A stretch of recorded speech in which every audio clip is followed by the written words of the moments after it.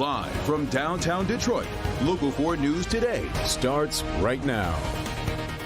Good Saturday morning. It's 7 o'clock. I'm Grant Herms. And I'm Priya Mann. Thanks for joining us for Local 4 News today. We've been talking about it all morning. What a difference a week makes. Seriously. That walk into work today must have been just pleasant. It was pleasant. I mean, you said it a little earlier this morning, too. It feels like maybe like fall is just I didn't around want to the say corner, it, but I don't want to get there just yet. It's no, too early. we're not even saying the FALL word today, okay? Let's not even go there yet, Grant and Priya. It's still too early for that. We've got a little more summer to go, but you are right. A very cool start as you're heading outside this morning. And while we start off dry, rain is on the way this afternoon and into this evening. Exact Track 4D radar is tracking that rain coming across the northern portions of Lake Michigan into the western portions of the state. But the further it moves off to the east, it is running into some drier air, so it is fizzling out. But I do think we will need those umbrellas from time to time heading into this afternoon. Clouds and radar shows a better picture of that from Traverse City down to Grand Rapids, that rain moving off to the south and east. Plenty of cloud cover for some of us starting off early this morning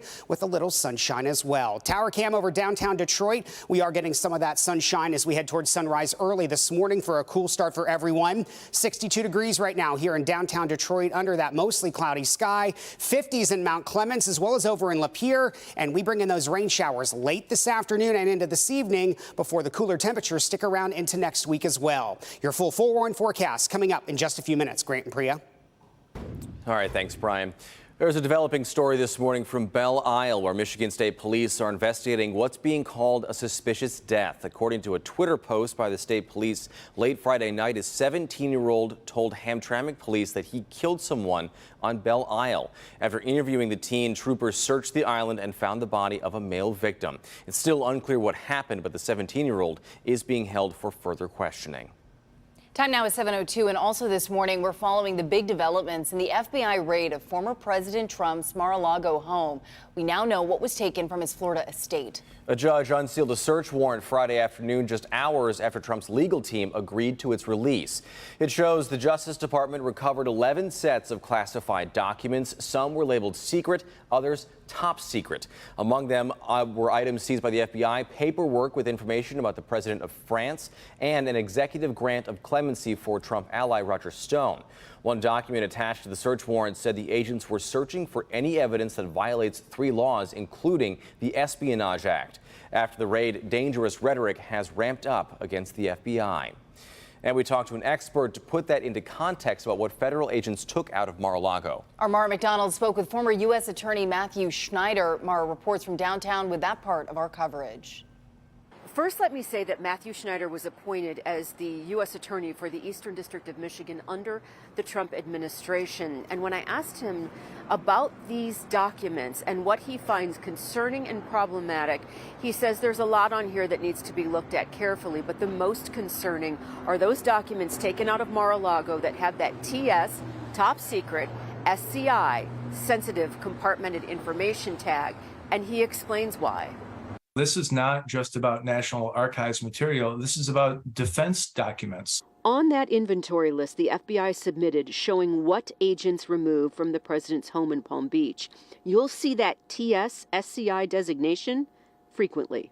I've seen TS SCI information many times, and I would never want that information anywhere other than a secured governmental facility. Schneider says from his days as the U.S. Attorney, making a move like this would have been done after all other avenues had been exhausted, and it sure wouldn't have been undertaken lightly. It seems to be a last resort. Anytime that you would execute a search warrant on a former president's house, first of all, you've got to make sure that you've got enough evidence to do that, and it's highly justified.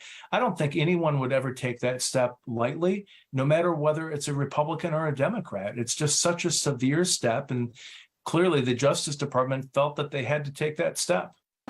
So while a lot of this has been unsealed, what about the affidavit that the agents had to swear to in order to get the search warrant? Schneider says the likelihood of that being unsealed, not great, simply because it would detail who the informants were and out them. We're downtown. I'm Mara McDonald, Local 4. All right, thank you, Mara. There are new developments in the battle over abortion here in Michigan. Governor Gretchen Whitmer does not have to testify at a hearing on Michigan's abortion law next week. An Oakland County judge will hear arguments Wednesday about whether to continue suspending enforcement of the state's 1931 law that bans abortions.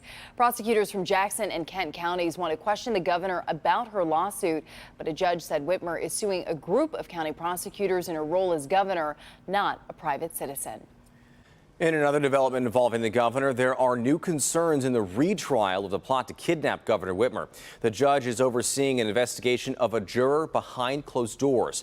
An attorney for defendant Barry Croft Jr. claims one member of the jury hoped to be selected to ensure a certain verdict.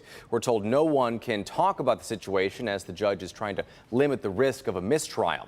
For now, that juror has not been removed. During the trial, prosecutors continue to call FBI agents who hired confidential informants to join the Wolverine Watchmen. One informant says they shared a bed with defendant Barry Croft during training exercises, which is a violation of FBI rules. Time now is 7:06, and there's good news about the Huron River spill. The state health department says families can safely return to playing in the water.